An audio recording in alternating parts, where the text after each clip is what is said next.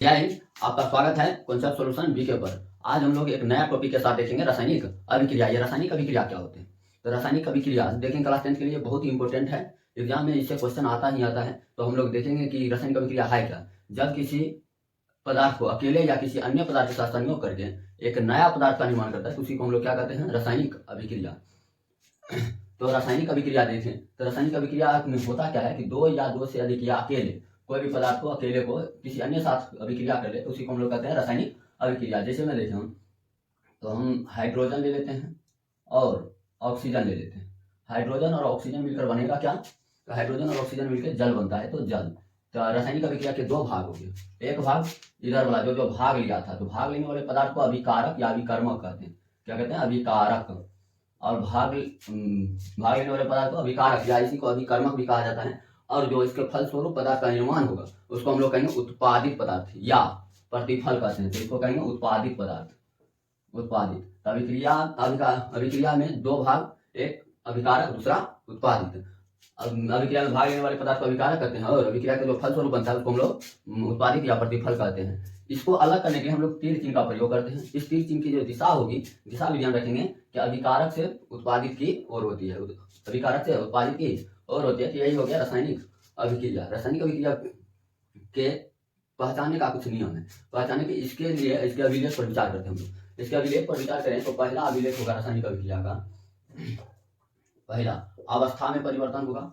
तो समझ जाएंगे क्या है रासायनिक अभिक्रिया है। अवस्था में परिवर्तन। अब ये अवस्था कितने होते हैं? तो केमिस्ट्री में हम लोग पढ़ चुके हैं, अवस्था 3 होती है, ठोस, द्रव और गैस। यानी कि जब ये अवस्था में परिवर्तन हो रहा है समझ लीजिए क्या हो रहे हैं? रासायनिक अभिक्रिया हो रही है।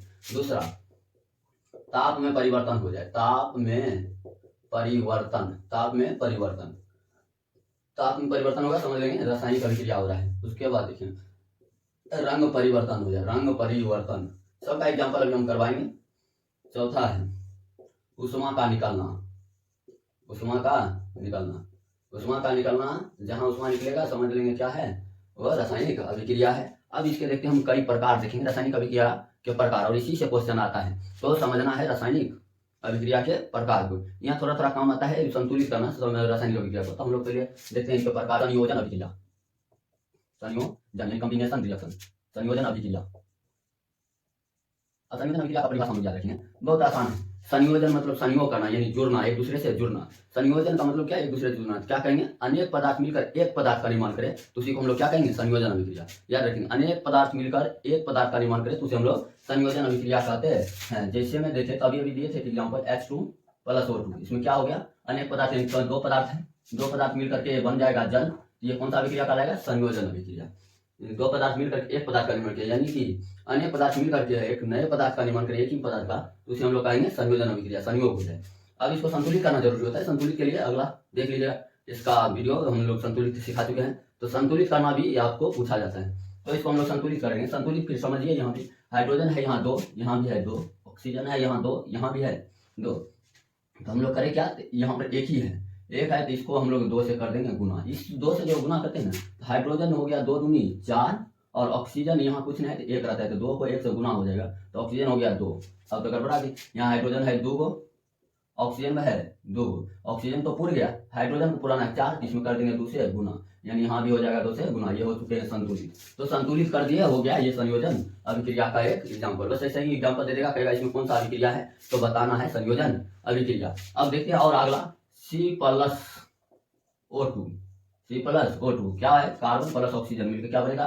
Carbon dioxide. इसको देखिए, कार्बन 1 कार्बन 1, ऑक्सीजन 2 ऑक्सीजन 2, यानी पहले से ही संतुलित है। तो ये हो गया संयोजन अभिक्रिया। दो तत्व जुड़े हैं, यानी कि 2 अभिकारक है, दोनों मिलकर एक उत्पादित पदार्थ बने, तो ये हो गया संयोग कर दिया, तो संयोजन अभिक्रिया। संयोजन अभिक्रिया बहुत आसान होते हैं। संयोजन अभिक्रिया में देखिए Mg+O2, Mg+O2 क्या बनेगा? Mg, मैग्नीशियम और ऑक्सीजन को जोड़ेंगे तो मैग्नीशियम ऑक्साइड बन जाएगा, मैग्नीशियम ऑक्साइड। अब ये मैग्नीशियम ऑक्साइड बना है, अब इसको करेंगे हम लोग संतुलित करेंगे। मैग्नीशियम एक पूरा है, यहाँ पर है ऑक्सीजन 2, यहाँ है 1, 2 से यहाँ कर देंगे गुना। जब 2 से गुना करेंगे, मैग्नीशियम में भी 2 से गुना हो गया है, तो 2 से यहाँ भी कर देंगे गुना। 2 मैग्नीशियम 2 ऑक्सीजन 2 ऑक्सीजन उड़ गया है, ये हो गया हमारा संतुलित समीकरण। तो अब ये हो गया संयोजन अभिक्रिया। और देखना है, और देखिए हाइड्रोजन है प्लस क्लोरीन है, हाइड्रोजन और क्लोरीन को जोड़े तो क्या बनता है? हाइड्रोक्लोरिक अम्ल। अब देखेंगे हाइड्रोक्लोरिक अम्ल बन गए हैं, तो हाइड्रोजन 2 क्लोरीन 2 दोनों जुट करके एक यौगिक का निर्माण किया। यौगिक क्या होते हैं, जब अलग अलग हो तो तत्व कहलाएगा। 2 या 2 से अधिक तत्व जब ये जुड़ेगा तो उसको हम लोग यौगिक कहते हैं। ये सब यौगिक बन रहे हैं। तो हम लोग देखेंगे हाइड्रोजन 2 तो 2 से यहाँ से गुना कर दिए तो 2 हाइड्रोजन 2 क्लोरीन जुड़ गया है, ये हो गया संतुलित। जैसे हम देखें नाइट्रोजन गैस लेते हैं, ये अभी नाइट्रोजन है, 2 लगा देंगे, ये हो गया गैस, और हाइड्रोजन के साथ इसका कर देते हैं संयोग। हाइड्रोजन के साथ करेंगे ये बन जाएगा NH3। NH3 का नाम क्या है, इनका नाम है अमोनिया। ध्यान में रखेंगे NH3 का नाम क्या है, अमोनिया। अमोनिया कैसे बनता है, नाइट्रोजन गैस और हाइड्रोजन गैस मिल करके अमोनिया का निर्माण करता है। अब इसको हम लोग संतुलित करेंगे। संतुलित करेंगे तो यहाँ देखिए हाइड्रोजन 3 है, यहाँ 2 से गुना कर देंगे। एक चीज आप ट्रिक यहाँ याद रखिए, जब भी संतुलित करना हो अगर बराबर नहीं है तो जो पहले विषम है ना उसको देखेंगे, और विषम को हम बना देंगे सम। ये ध्यान में रखेंगे, विषम को क्या बनाना है, सम। यहाँ 3 है तो 3 को 2 से गुना कर दिए, 3 गुना कितना हो गया 6, सम बन गया। अब अपने आप संतुलित होगा, 3 गुना 6, यहाँ भी 3 से गुना कर देंगे, 3 गुना 6, 2 नाइट्रोजन पुर गया है। यानी ये हो गया हमारा संतुलित समीकरण। यानी रासायनिक अभिक्रिया में संयोजन अभिक्रिया समझ में आ चुके हैं। संयोजन अभिक्रिया को पहचानने का एक ट्रिक है, इस ट्रिक को ध्यान रखेंगे। हमेशा जो अभिकारक होगा इसमें 2 या 2 से अधिक पदार्थ होगा, और जो प्रतिफल होगा ना ये हमेशा 1 होगा। प्रतिफल की संख्या कितना होगा, 1। तो प्रतिफल जिसका 1 हो उसे हम लोग संयोजन अभिक्रिया कहते हैं। तो हमेशा ध्यान रखिए कि संयोजन अभिक्रिया क्या होगा कि अभिकारक में 2 या 2 से अधिक भी हो सकते हैं, लेकिन प्रतिफल हमेशा 1 बने तो उसको हम लोग संयोजन अभिक्रिया करेंगे। अब चलते हैं अगला पर, अगला है वियोजन देखेंगे वियोजन, विघटन या अपघटन अभिक्रिया। ये क्या है, विघटन में सिर्फ संयोजन का उल्टा है। संयोजन क्या कहते थे, संयोग होकर के, ये क्या कहते हैं वियोग, यानी हट करके, यानी सीधा सीधा ब्रेकअप यानी तालाक ना, कि एक पति पत्नी है और तालाक होने जाने पर क्या होते हैं, दोनों अलग हो जाते हैं। तो मतलब दोनों पति पत्नी एक साथ थे तब तक वो यौगिक थे, लेकिन दोनों तलाक के बाद क्या हो जाएंगे, अलग अलग। अलग अलग होगा तो उसी समय वो कहलाएगा तत्व। तो ये कहलाता है अभिक्रिया कौन सा होगा, वियोजन अभिक्रिया। इसमें अलग होना होता है, यानी एक पदार्थ टूट करके 2 या 2 से अधिक पदार्थ का निर्माण कर लें तो हम उसे कहेंगे वियोजन अभिक्रिया। और वियोजन अभिक्रिया 3 तरह से टूटते हैं। कितने तरह से, 3 तरह से। या तो उष्मा के प्रभाव से टूटेंगे, या विद्युत धारा के प्रभाव से टूटेंगे, या प्रकाश के प्रभाव से। तो हम लोग इसको 3 भाग में बांटेंगे। पहला हो जाएगा कौन सा, उष्मीय वियोजन दे देते, उष्मीय वियोजन क्या हुआ, जो उष्मा के प्रभाव से टूटे। जैसे हम देखेंगे कि एग्जाम्पल इसका मेन याद रखना है कि KClO3 है, जैसे KClO3 potassium chlorate, potassium KClO3 क्या हो जाएगा, KClO3 को गर्म कर देंगे, KCl+O2 ऑक्सीजन बन जाएगा। यानी पोटासियम क्लोरेट को गर्म करने पर पोटेशियम क्लोराइड तथा ऑक्सीजन बन जाता है। तो ये हो गया हमारा वियोजन अभिक्रिया। किसके कारण हुआ है, ये गर्म, ये डेल्टा है। डेल्टा का मतलब होता है केमिस्ट्री में गर्म करना, और गर्म किए जब ये उष्मा दिए तो उष्मीय वियोजन। कौन सा वियोजन होगा, उष्मीय वियोजन। ये उष्मीय वियोजन अभिक्रिया का उदाहरण हो गया। तो याद क्या रखना है कि इसमें एक यौगिक था, टूट करके 2 या 2 से अधिक तत्व या यौगिक में बदल गया है, तो इसको हम लोग वियोजन कहेंगे। उष्मा के कारण हुआ इसलिए इसको उष्मीय वियोजन कहेंगे। तो इसमें ध्यान क्या रखना है, हमेशा अभिकारक की संख्या 1 होगा। संयोजन में क्या था, हमेशा प्रतिफल यानी उत्पादित का संख्या 1 था। यहाँ पर अभिकारक की संख्या 1 होगा। दूसरा जो होता है, दूसरा उष्मीय के बाद विद्युत वियोजन। यह विद्युत वियोजन क्या होगा, तो जो विद्युत के कारण वियोजन हो, यानी कि वैसी वियोजन अभिक्रिया जो विद्युत के कारण हो, यानी विद्युत धारा के कारण हो, उसे क्या कहेंगे, विद्युत वियोजन। जैसे देखेंगे NaCl सोडियम क्लोराइड है, इस पर हम लोग विद्युत धारा प्रवाहित कर दें, तो विद्युत धारा प्रवाहित कर देते हैं, तो ये क्या होता है, Na पर प्लस और Cl पर माइनस हो जाता है, और यही बन जाता है कि ये विद्युत धारा का प्रभाव से अलग हुआ है, इसलिए इसको हम लोग विद्युत वियोजन अभिक्रिया कहेंगे।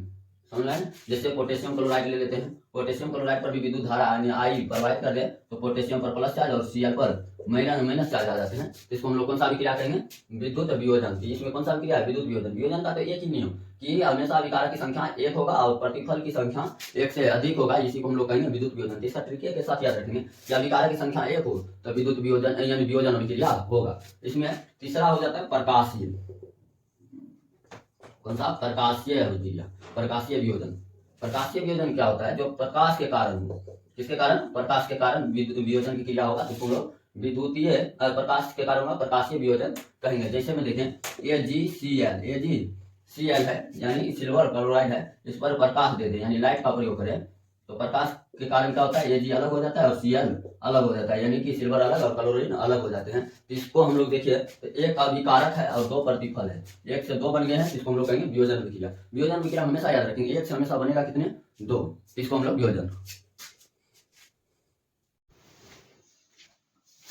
चलिए अब देखेंगे विस्थापन अभिक्रिया। ये विस्थापन अभिक्रिया क्या होती है? तो विस्थापन अभिक्रिया करते हैं वैसी अभिक्रिया जिसमें अधिक क्रियाशील तत्व कम क्रियाशील वाले तत्वों को विस्थापित कर दे। विस्थापित मतलब होता है उसका जगह बदल दे और उसका जगह अपने खुद ले ले, तो उसको हम लोग कहते हैं विस्थापन करना। तो इसको कहते हैं विस्थापन अभिक्रिया। जैसे में आप लोग देखे होंगे कृष्ण जी को देखे होंगे कि आप लोग फिल्म में भी देखें तो मोहब्बत जो होते हैं राधा और कृष्णा का, राधा और कृष्णा प्लस नहीं कही है, ये अलग अलग नहीं थे पहले, राधा कृष्ण, और इनके साथ एक अभिक्रिया आगे अधिक अभिक्रियाशील यानी अधिक क्रियाशील वाले आगे थे। नाम थे क्या? रुक्मणी। इसने क्या कर दिया रुक्मणी ने कि राधा को हटा करके इनका जगह ले लिया और शादी कर लिया कृष्णा से। यानी कि ये क्या कर दिया? इसको विस्थापित कर दिया। मतलब समझ रहे, राधा और कृष्णा एक दूसरे से प्रेम करते थे और रुक्मणी बीच में आकर के अधिक क्रियाशील दिखाते हुए राधा को अलग करके कृष्णा के साथ अपना जगह ले लिए। तो बन क्या गए थे कि रुक्मणी और कृष्ण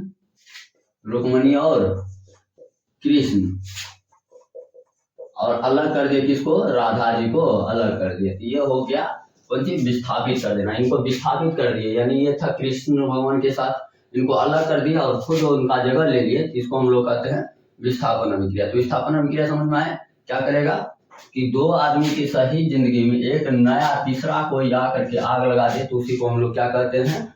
विस्थापन अभिक्रिया। तो विस्थापन अभिक्रिया क्या होगा कि अधिक क्रियाशील वाले आकर के कम क्रियाशील वाले को विस्थापित कर देता है, तो उसको हम लोग कहते हैं विस्थापन अभिक्रिया। ये दो तरह के होते हैं। पहला होता है अगर अकेले था, एक को किया अपना जगह ले लिया, तो ये हो गया एकल विस्थापन अभिक्रिया। यही ये भी दो आदमी किसी से प्यार करते हैं। जैसे में देखें, एक लड़का, नाम ले लेते हैं, एक लैला है, दूसरा मजनू है, मजनू प्लस इधर कर देते हैं हीर, इधर कर देते हैं रांझा। हीर और रांझा है। अब इसमें होगा क्या कि हीर इसके साथ जुड़ जाए, किसके साथ? लैला के साथ, और रांझा किसके साथ?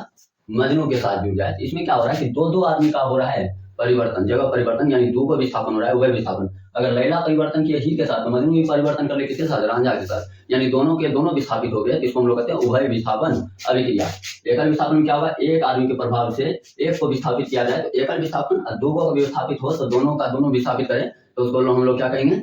उभय विस्थापन। ये करते हैं अपने परमाणु को विस्थापित, ये करते हैं अपने आयनों से विस्थापित। आयन मतलब दोनों का आयन विस्थापित होगा। तो हम लोग देखते हैं एकल विस्थापन अभिक्रिया समझ गए होंगे कि जिसमें एक अणु को विस्थापित कर दिया जाए, अधिक क्रियाशील वाला कम क्रियाशील वाला को, तो एकल विस्थापन अभिक्रिया कहते हैं। और उभय विस्थापन अभिक्रिया किसको कहेंगे? जिसमें आयनों के आदान प्रदान करके विस्थापन अभिक्रिया किया जाता है, तो उसे हम लोग कहते हैं उभय विस्थापन अभिक्रिया। इस दोनों का हम लोग देखेंगे एग्जाम्पल।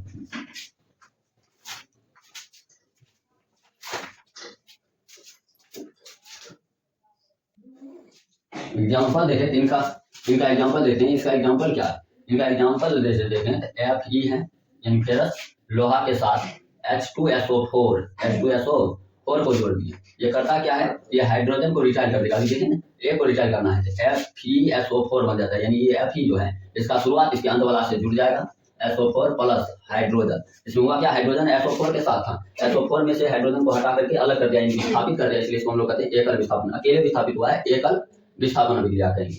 जैसे हम देखें Zn प्लस H2SO4। चलिए अब क्या बनेगा? Zn plus H2SO4, ZnSO4 plus hydrogen. ये हाइड्रोजन को क्या कर रहे हैं? बाहर कर दें। हाइड्रोजन को जब बाहर करेगा तो इसी को हम लोग कहते हैं कौन सा अभिक्रिया? एकल विस्थापन अभिक्रिया। एक को बाहर किया है। और देखें तो Zn प्लस HCl, जिंक के साथ हाइड्रोक्लोरिक अम्ल का अभिक्रिया करा दिए, तब क्या बनेगा? तो ये Zn इसके पीछे वाले के साथ, यानी ZnCl zinc chloride plus hydrogen gas बन जाता है, प्लस हाइड्रोजन गैस। अब इसमें देखें तो इसको संतुलित भी करना है, तो संतुलित करेंगे तो क्या होगा? संतुलित Zn प्लस H2 बन गया है, ZnCl प्लस H2। तो इसको संतुलित कर लेंगे तो Z यहाँ पर 2 से हो जाएगा गुना, यहाँ भी 2 से कर देंगे गुना, Cl2 को 2 ये यहाँ भी 2 से गुना। ये हो गया हमारा एकल विस्थापन अभिक्रिया। एकल विस्थापन में रखेंगे कि एक आए, इनके दोनों का जिंदगी खुशहाल चल रहे थे, ये दोनों के जिंदगी में इसको विस्थापित करके अपनी जगह ले लिया, यानी आग लगा दिया, जिसको कहते हैं एकल विस्थापन अभिक्रिया। अब देखेंगे उभय विस्थापन। उभय विस्थापन में क्या होगा, दोनों के दोनों आयन का आदान प्रदान करके जब विस्थापित हो जाए तो उसे उभय विस्थापन अभिक्रिया कहते हैं। उभय विस्थापन अभिक्रिया को जैसे देखें NaCl, तो थोड़ा इधर से लिखते हैं उधर, NaCl plus AgNO3, NaCl plus AgNO3, NaCl यानी सोडियम क्लोराइड में ये क्या है, सिल्वर नाइट्रेट। सिल्वर नाइट्रेट का अभिक्रिया करवाएंगे, क्या बन जाता है, अब देखेंगे इसका शुरू वाला इसके अंत वाला से जुड़ेगा, ये भी ध्यान रखेंगे। NaNO3 प्लस ClAg मिलकर क्या बनेगा, AgCl बन जाएगा, AgCl यानी सिल्वर क्लोराइड। तो यहाँ पर क्या हुआ, सोडियम विस्थापित हो गया नाइट्रेट के साथ और क्लोरीन विस्थापित हो गया किसके साथ, Ag के साथ, तो दोनों के दोनों विस्थापित हो गया, इसलिए इसको हम लोग कहते हैं उभय विस्थापन अभिक्रिया। उभय विस्थापन अभिक्रिया,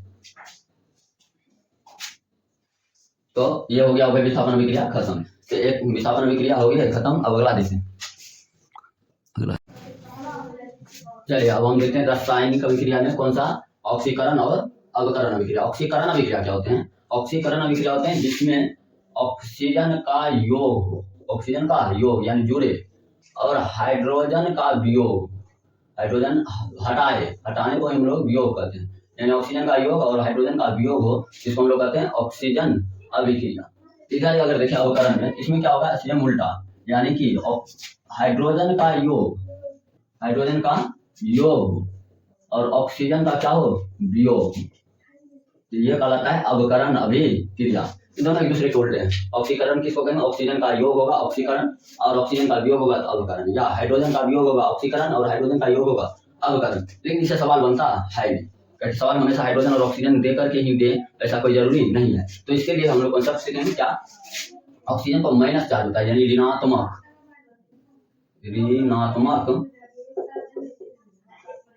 ऋणात्मक यानी माइनस चार्ज, ऋणात्मक आवेश जब होगा उसका योग होगा, ऋणात्मक आवेश का क्या हो, योग हो, और धनात्मक एक तरीके पॉजिटिव चार्ज का वियोग।